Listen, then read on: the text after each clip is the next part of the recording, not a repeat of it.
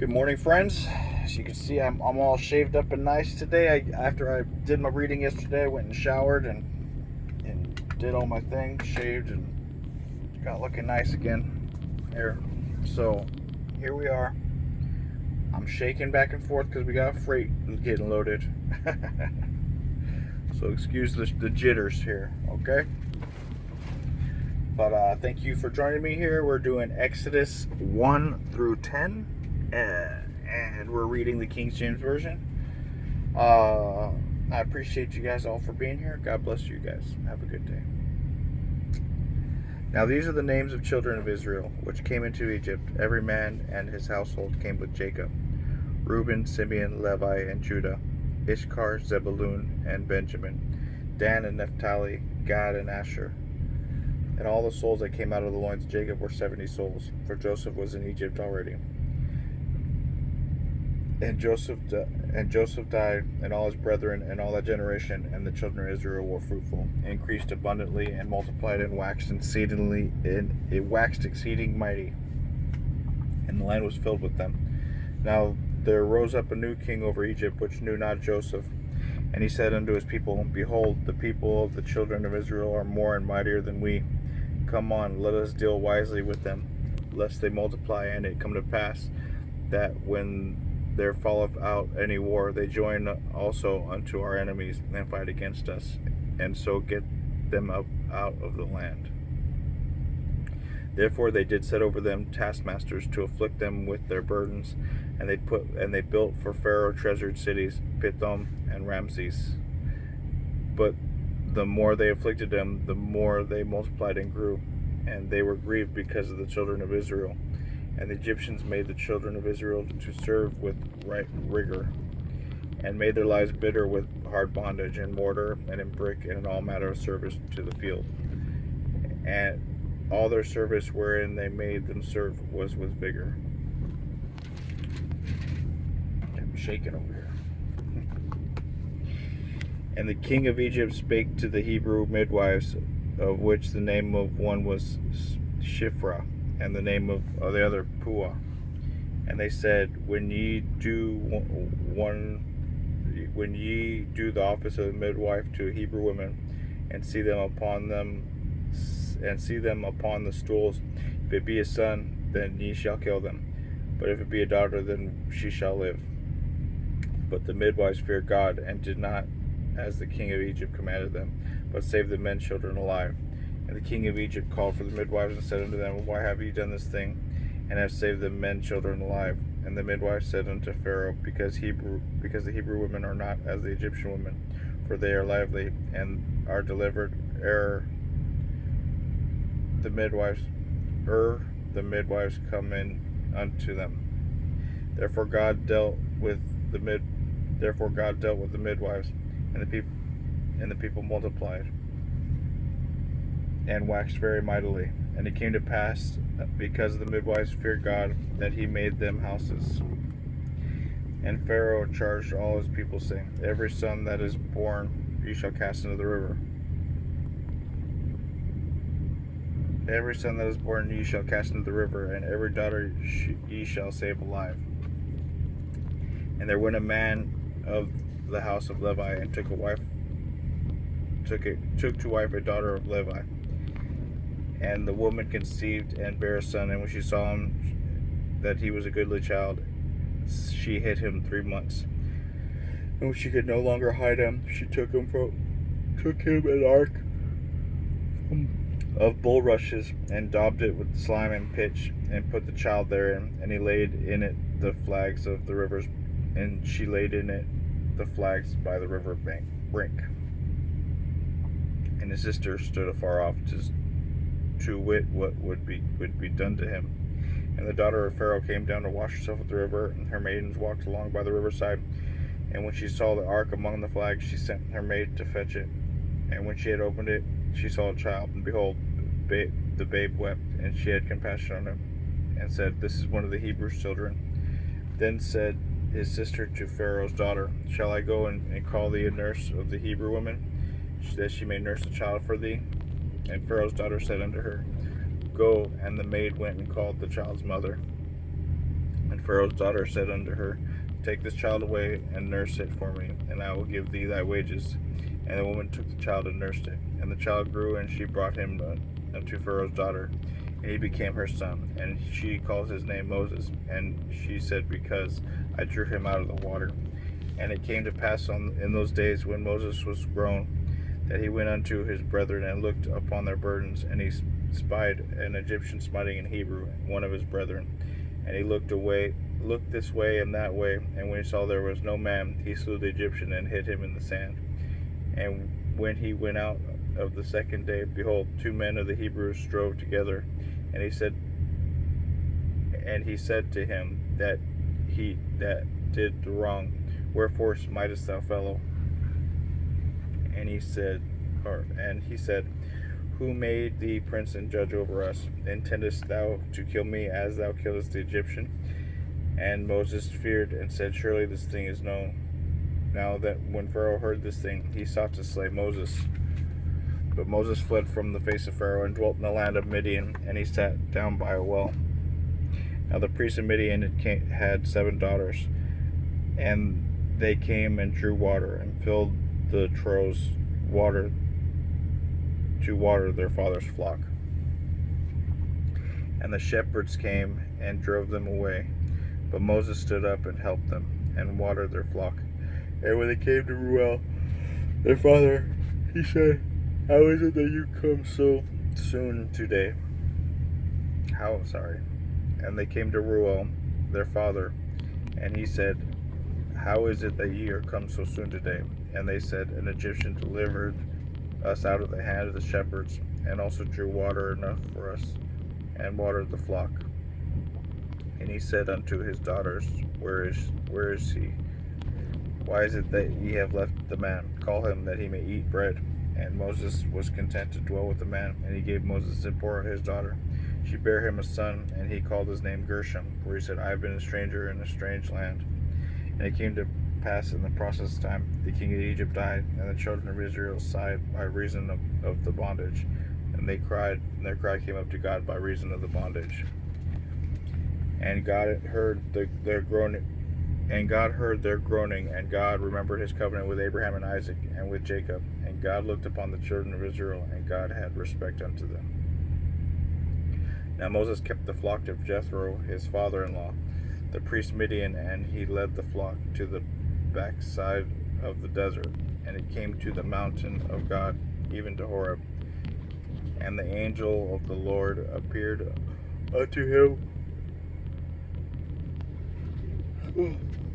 in a flame of fire out of the midst of the bush. And he looked, and behold, the bush burned with fire, and the bush was not consumed. And Moses said, I will now turn aside and see this great sight, why the bush is not burnt. And when the Lord saw that he turned aside to see, God called unto him out the midst of the bush, and said, Moses, Moses. And he said, Here I am. And he said, Draw not nigh hither. Put off thy shoes from thy feet, for the place where thou standest is holy ground. And moreover he said, I am the God of thy father, the God of Abraham, the God of Isaac, and the God of Jacob. And Moses hid his face, for he was afraid to look upon God. And the Lord said, I have surely seen the affliction of my people which are in Egypt. I have heard their cry by reason of their taskmasters. For I know their sorrows, and I am come down to deliver them out of the land of the Egyptians, to bring them up out of the land unto a good land and a large, unto a land flowing with milk and honey, unto the place of the Canaanites and the Hittites and the Amorites and the Perizzites and the Hivites and the Jebusites. Now therefore, behold, the cry of the children of Israel has come up to me, and I have also seen the oppression wherewith Egyptians oppress them. Come now therefore, and I will send thee unto Pharaoh, that thou mightest bring forth my people and the children of Israel out of Egypt. And Moses said unto God, Who am I that I should go unto Pharaoh, and that I should bring forth the children of Israel out of Egypt? And he said, Certainly I will be taken with thee, and this shall be a token unto thee that I have sent thee. When thou hast brought forth the people out of Egypt, ye shall serve God upon this mountain. And Moses said unto God, Behold, when I come unto the children of Israel, and say unto them, The God of your fathers has sent me unto you, and they shall say to me, What is his name? What shall I tell them? And God said unto Moses, I am that I am. And he said, Thus shalt thou say unto the children of Israel, I am hath sent me unto you. And God said moreover unto Moses, Thus shalt thou say unto the children of Israel, The Lord God of your fathers, the God of Abraham, the God of Isaac, and the God of Jacob, hath sent me unto you. This is my name forever, and this is my memorial unto all generations. Go and gather the elders of Israel together, and say unto them, The Lord God of your fathers, the God of Abraham, the God of Isaac, and the God of Jacob, appeared unto me, saying, I have surely visited you, and seen that which is done to you in Egypt. And I have said, I will bring you up out of the affliction of Egypt unto the land of the Canaanites. Unto the land of the Canaanites, and the Hittites, and the Amorites, and the Perizzites, and the Hivites, and the Jebusites, unto the land flowing with milk and honey. Sorry, excuse me 1 second.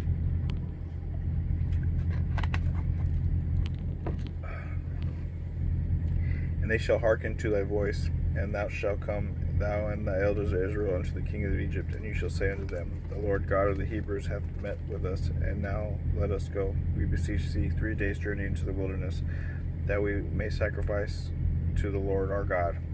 And I am sure that the king of Egypt will not let you go, no, not by a mighty hand.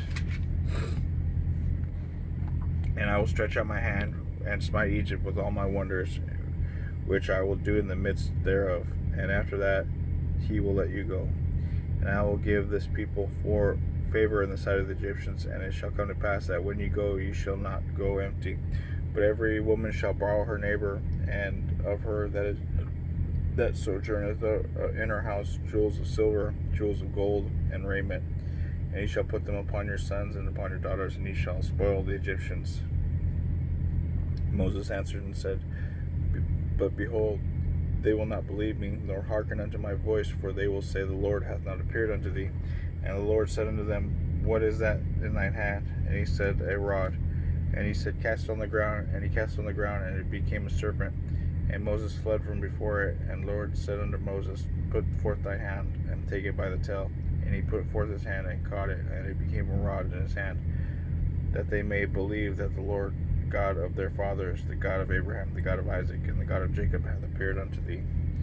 And the Lord said furthermore unto him, Put now thy hand in thy bosom. And he put his hand into his bosom, and when he took it out, behold, his hand was leprous as snow.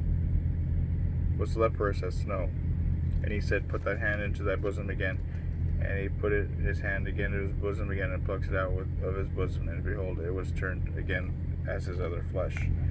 And it shall come to pass, if they will not believe me, neither hearken to the voice of the first sign, that they will believe the voice of the latter sign. And it shall come to pass, if they will not believe these 2 signs, neither hearken unto thy voice, that thou shalt take of the water of the river, and pour it upon dry land, and the water which thou takest out of the river shall become blood upon the dry land. And Moses said unto the Lord, O Lord, I am not eloquent, I am not eloquent, neither heretofore nor since thou hast spoken unto thy servant, but I am slow of speech and of a slow tongue. And the Lord said unto him, Who hath made man's mouth? Or who maketh the dumb or deaf or the seeing or the blind? Have not I the Lord? Now therefore go, and I will be with thy mouth, and teach thee what thou shalt say. And he said, O my Lord, send, I pray thee, by thy hand of him whom thou wilt send. And the anger of the Lord was kindled against Moses, and he said, Is not Aaron the Levite thy brother? I know that he can speak well. And also, behold, he cometh forth to meet thee, and when he seeth thee, he will be glad in his heart. And thou shalt speak unto him, and put words in his mouth, and I will be with thy mouth, and with his mouth, and I will teach you what ye shall do.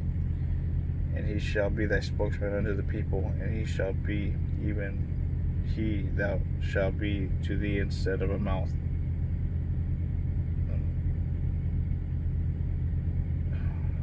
And he shall be thy spokesman unto the people, and he shall be to thee instead of a mouth, and thou shalt be to him instead of a God. And thou shalt take this rod in thine hand, wherewith thou shalt do signs. And Moses went and returned to Jethro his father-in-law, and said unto him, Let me go, I pray thee, and return unto my brethren which are in Egypt, to see whether they be yet alive. And Jethro said unto Moses, Go in peace. And the Lord said unto Moses in Midian, Go and return into Egypt, for all the men are dead which sought thy life. And Moses took his wife and his sons, and set them upon an ass, and he returned to the land of Egypt. And Moses took the rod of God in his hand. And the Lord said unto Moses, When thou goest to return in Egypt, see that thou do all those wonders before Pharaoh, which I have put in thy hand.